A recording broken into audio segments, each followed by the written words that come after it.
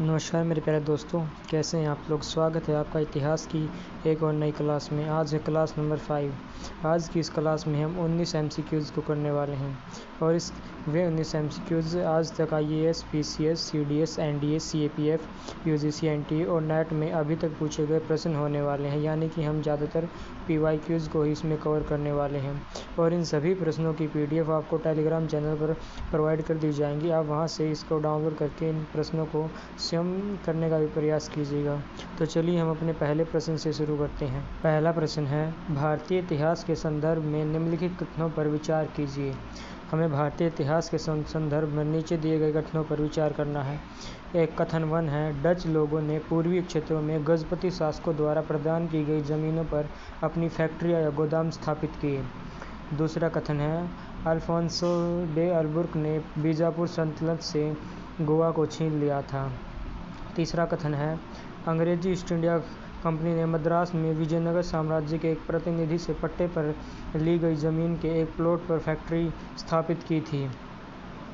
तो हमें ये बताना है कि इनमें से कौन सा कथन सही है। तो देखिए, इसमें से जो पहला कथन है वो बिल्कुल गलत है और जो बाकी के दो कथन हैं वो सही है। अल्फांसो डे अल्बुकर्क ने 1510 में गोवा पर आक्रमण किया था। 1510 में गोवा पर आक्रमण किया था, तो इसलिए ये सही है और दूसरा भी सही है।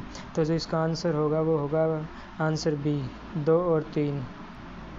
नेक्स्ट प्रश्न है, मद्रास में इंग्लिश ईस्ट इंडिया कंपनी के अधिवास के स्थान को किस नाम से जाना जाता था। तो जो फोर्ट सेंट जॉर्ज के नाम से इसको जाना जाता था, ऑप्शन बी। नेक्स्ट प्रश्न है, फ्रांसीसी ईस्ट इंडिया कंपनी ने भारत में अपना पहला कारखाना सबसे पहले कहाँ स्थापित किया था। तो जो फ्रांसीसी ईस्ट इंडिया कंपनी थी उसने सूरत में अपना कारखाना सबसे पहले स्थापित किया था। नेक्स्ट प्रश्न है, निम्नलिखित में से कौन सी एक फसल भारत में पुर्तगालियों द्वारा लाई गई थी। तो इनमें से जो मिर्च है वो पुर्तगाली द्वारा भारत में लाई गई थी और पुर्तगालियों द्वारा भारत में तंबाकू की खेती, जहाज़ निर्माण, प्रिंटिंग प्रेस और मिर्च की फसल पुर्तगालियों के आगमन के पश्चात ही भारत में शुरू हुई थी। नेक्स्ट प्रश्न है, अंग्रेज़ों की बंगाल में पेठ के विषय में निम्नलिखित कथनों में से कौन सा सही है। कथन 1 है, जॉब चार्नॉक अगस्त 1690 में सुल्तानी में आया था। उसने कलकत्ता की स्थापना की जो बाद में ब्रिटिश भारतीय साम्राज्य का केंद्र बन गया। कथन 2 है, फ्रांसीसी ईस्ट इंडिया कंपनी ने कलकत्ता में फोर्ट विलियम के निकट एक दुर्ग स्थापित किया था। तो इसमें जो दूसरा है वो बिल्कुल ही गलत है। जो इसका जो होगा बिल्कुल पहला है, इसमें कथन वो है वो ठीक है, इसलिए इसका आंसर होगा सिर्फ ऑप्शन ए।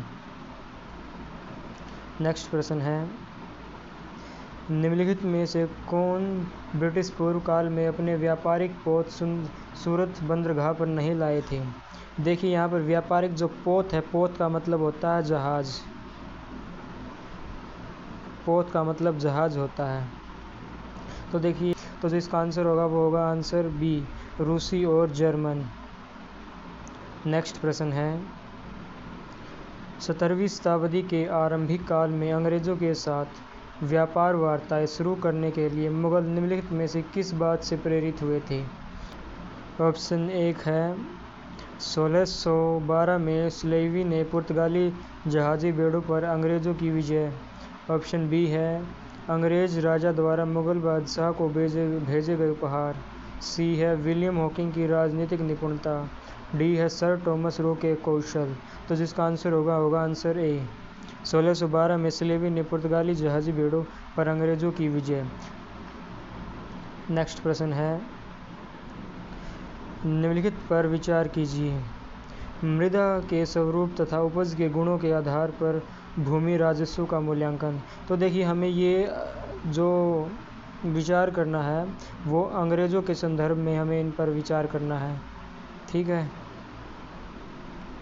हमें ये अंग्रेज़ों के संदर्भ में इन पर विचार करना है। मृदा के ऑप्शन कथन 1 है, मृदा के स्वरूप तथा उपज के गुणों के आधार पर भूमि राजस्व का मूल्यांकन। ऑप्शन बी है, युद्धों में चलती फिरती तोपों का उपयोग। ऑप्शन सी है, तंबाकू और लाल मिर्च की खेती। तो देखिए हम ऑप्शन एक को देखते हैं, मृदा के स्वरूप तथा उसके गुणों के आधार पर भूमि राजस्व का मूल्यांकन। तो देखिए ये अंग्रेज़ों की देन नहीं बल्कि ये तो मध्य युग की ही देन है, तो ये बिल्कुल गलत हो जाएगा। कथन 2 है, युद्ध में चलती फिरती तोपों का प्रयोग। ये कथन भी बिल्कुल गलत हो जाएगा, क्योंकि युद्ध में चलती फिरती तोपों का उपयोग अंग्रेज़ों से पूर्व ही मुग़ल काल में होने लगा था। मैं आपको बता दूं, जब बाबर ने पानीपत का युद्ध जीता था, तो उसकी जीत का सबसे बड़ा कारण उसकी तोपखाना पद्धति ही थी। तो ये बिल्कुल गलत है। कथन 3 है हमारा, तंबाकू और लाल मिर्च की खेती। देखिए ये कथन भी बिल्कुल गलत हो जाएगा, क्योंकि मैंने आपको स्टार्टिंग में ही बता चुका हूँ, जो तंबाकू और लाल मिर्च की खेती थी वो पुर्तगालियों की देन थी।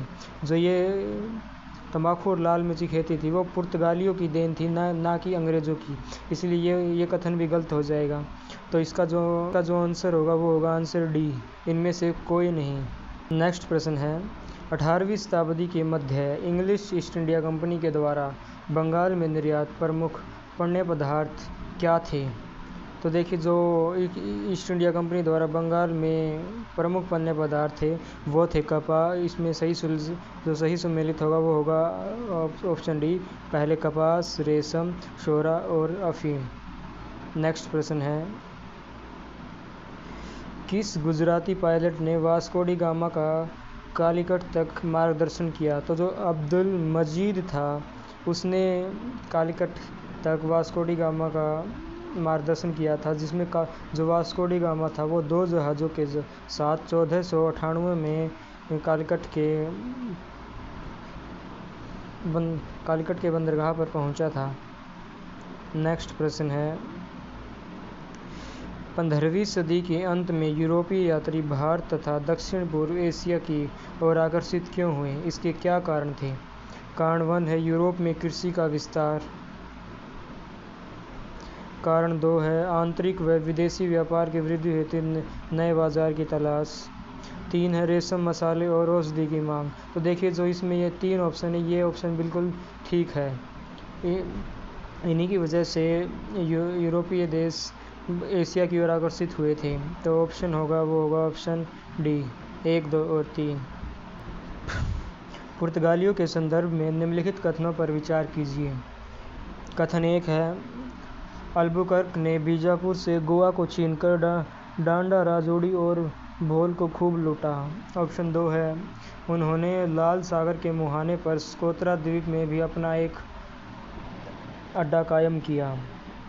तो देखिए ये जो ऑप्शन 1 और 2, जो ये कथन 1 और 2 ये बिल्कुल ठीक है। अल्बुकर्क ने 1510 में गोवा पर आक्रमण करके उसको विजय प्राप्त की थी।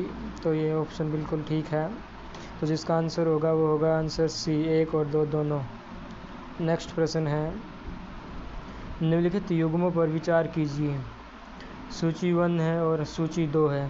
सूची 1 में हमें उसके व्यापारिक केंद्र दिए हुए हैं, और सूची 2 है उसमें स्थान दिए हुए हैं।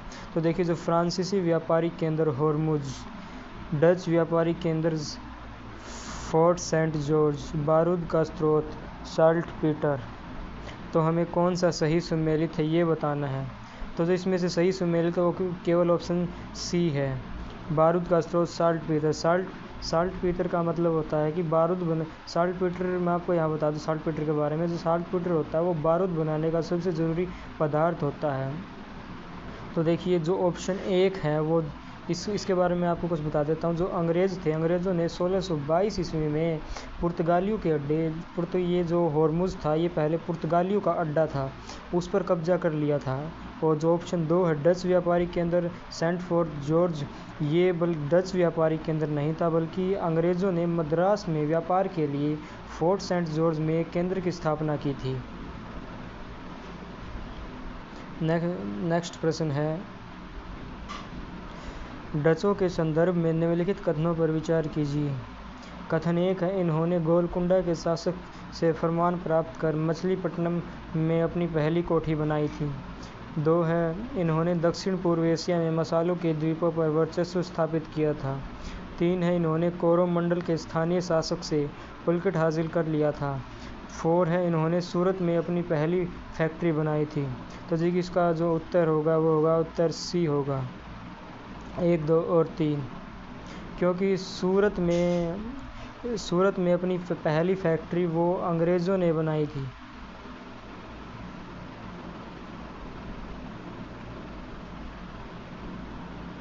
सूरत में जो पहली फैक्ट्री बनाई थी वो डचों ने नहीं बल्कि अंग्रेज़ों ने बनाई थी। तो इसलिए ऑप्शन सी। नेक्स्ट प्रश्न है, यूरोपीय व्यापारियों के संदर्भ में निम्नलिखित कथनों पर विचार कीजिए। कथन 1 है, 17वीं शताब्दी के प्रथम चरण में डच व अंग्रेज़ों ने पुर्तगालियों के व्यापारिक एकाधिकार को समाप्त कर दिया था। 2 है, इन्होंने भारतीय व्यापारियों के माल को अपने जहाज़ों पर ढोना भी शुरू कर दिया था।